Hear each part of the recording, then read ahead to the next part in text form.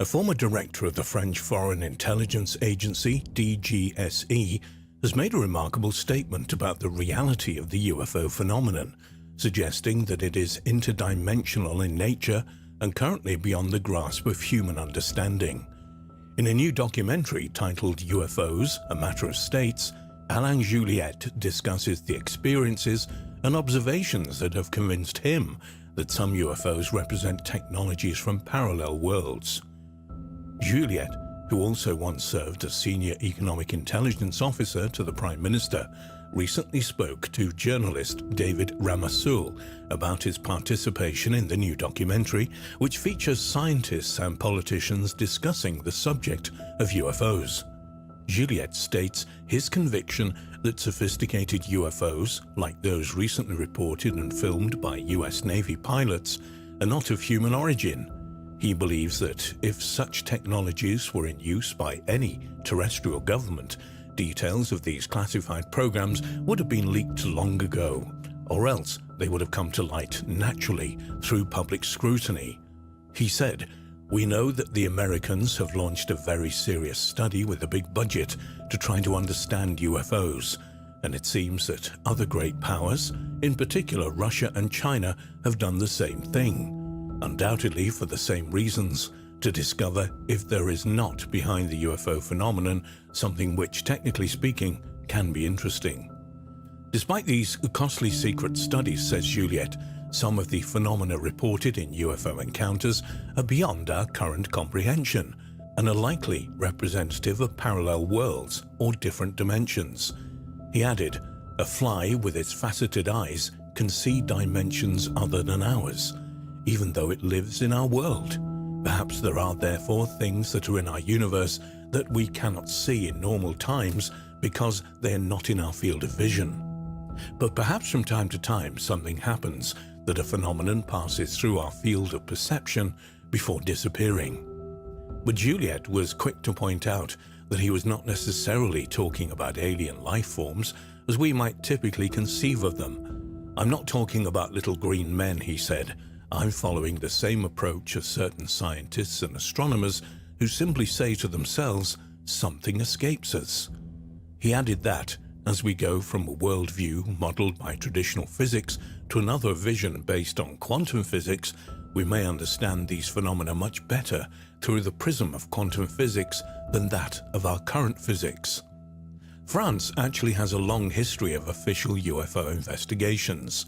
The country's space agency has an investigative arm whose purpose it is to investigate UFO phenomena and make its findings available to the public, which it has been doing for many years. But Juliette believes that it's been scrutinized by the French authorities, perhaps for fear of ridicule by the international scientific community, which he says has a hard time thinking outside the box. Juliette says that if international heavyweights like America and China would be bolder in their public statements about UFOs and more open about their research on the subject, other governments would follow suit. This isn't the first time a retired French official has spoken candidly on the UFO issue. In 1999, the French Institute of Higher Studies for National Defense, a military think tank, prepared a 90-page report detailing the results of an independent study on UFOs. The white paper, now commonly referred to as the Cometa Report, was compiled by a group of 13 retired top-tier generals, admirals, and government scientists, including the former head of the French Tactical Air Force, General Bernard Nolain, and the former head of the French Space Agency, André Lebeau. The report documented the existence of unidentified flying objects and their implications for national security. Copies were received by President Jacques Chirac and Prime Minister Lionel Jospin. The report concluded that, for a small percentage of UFO sightings, the extraterrestrial hypothesis was valid. It stated that some UFOs represent completely unknown flying machines with exceptional performances that are guided by natural or artificial intelligence, and noted that, although the extraterrestrial hypothesis has not been categorically proven, strong presumptions exist in its favor. The report then goes on to consider in detail the likely consequences of open extraterrestrial contact for politics, science, and religion. It's not only French defense officials who've spoken out on the UFO issue over the years.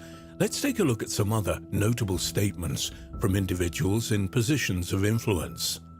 Roscoe Hillenkoetter. Roscoe H. Hillenkoetter became America's first CIA director in 1947, and before that was head of the Central Intelligence Group, CIG, and he had previously been wounded during an attack on Pearl Harbor and commanded the USS Missouri in 1946. He retired from military service with the rank of Vice Admiral. In 1960, in a letter to Congress, Hillenkoetter famously wrote, "Behind the scenes, high-ranking Air Force officers are soberly concerned about the UFOs. But through official secrecy and ridicule, many citizens are led to believe the unknown flying objects are nonsense. To hide the facts, the Air Force has silenced its personnel." Victor Marchetti. Victor Marchetti served in the CIA from 1955 to 1969. Towards the end of his CIA career, Marchetti worked for several months as special assistant to CIA Deputy Director Rufus Taylor.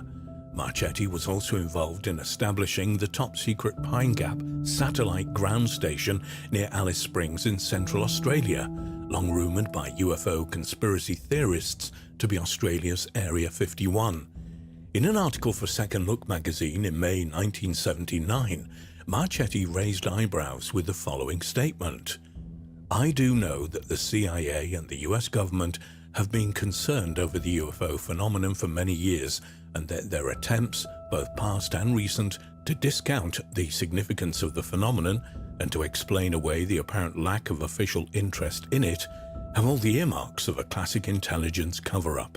My theory is that we have indeed been contacted, perhaps even visited, by extraterrestrial beings, and that the US government, in collusion with other national powers of the Earth, is determined to keep this information from the general public." Lord Hill Norton. One of the most high-ranking military officials, retired, ever to speak out on the UFO issue was the late five-star Admiral of the Fleet, the Lord Hill Norton, who served as Britain's Chief of Defence Staff and as Chairman of the NATO Military Committee. Lord Hill Norton maintained a long-standing interest in UFOs during his later years. In his foreword for Timothy Good's best-selling exposé of government UFO secrecy, Beyond Top Secret from 1966, Lord Hill Norton wrote, "The UFO evidence is now so consistent and so overwhelming that no reasonably intelligent person can deny that something unexplained is going on in our atmosphere. There is a cover-up in the United States on a massive scale, in Great Britain, and in several other countries." Louis Elizondo. In December 2017, the New York Times broke a dramatic story. The American government had been operating a secret UFO study program between 2008 and 2012 called the Advanced Aviation Threat Identification Program, AATIP. The conclusions of the $22 million Pentagon project, which according to the Times continues quietly to this day, were that aircraft of apparently unearthly origin are routinely penetrating America's airspace. The man who headed the Pentagon UFO project, Louis Elizondo, told journalists that these aircraft, or UAPs, unidentified aerial phenomena, were performing maneuvers that fly in the face of our known laws of physics. Even more shockingly, Elizondo revealed that the Pentagon has been recovering bizarre metal alloys from alleged UFO crashes, which currently are being studied and stored by billionaire defense contractor Robert Bigelow. Discussing the Pentagon UFO project live on air in December 2017, Elizondo told CNN, "We have identified some very, very interesting anomalous types of aircraft. Let's call them aircraft. Things that don't have any obvious flight surfaces, any obvious forms of propulsion, and that have extreme maneuverability beyond the healthy G-forces of a human or anything biological. Hypersonic velocities, low observability, and positive lift seemingly define the laws of aerodynamics." When encouraged by the news anchor to speculate as to the nature and origin of these mystery aircraft, Elizondo replied, "We've deliberately stayed away from going down that rabbit hole of who's behind the wheel and what are their intentions. What we wanted to do was to let the data speak for itself." The anchor responded by nudging Elizondo again.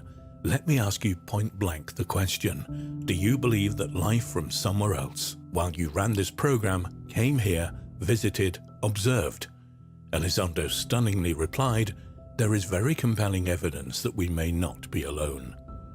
So there appears to be a broad consensus among the defense and intelligence officials cited here. UFOs are objectively real, albeit currently not fully understood by science. They are worthy at best of focused study and at the very least of sustained monitoring in the interests of aviation safety and national security. How long will it be, though, before any government makes the decision to speak with full transparency on the UFO issue? And will this lead to further statements by other governments around the world? For now, in the absence of an unambiguous official statement of disclosure by any government, we are left to follow the evidence whenever it presents itself and wherever it leads. If the words of Alain Juliet hold any truth, the evidence may lead us beyond not only the boundaries of our world, but of our dimension.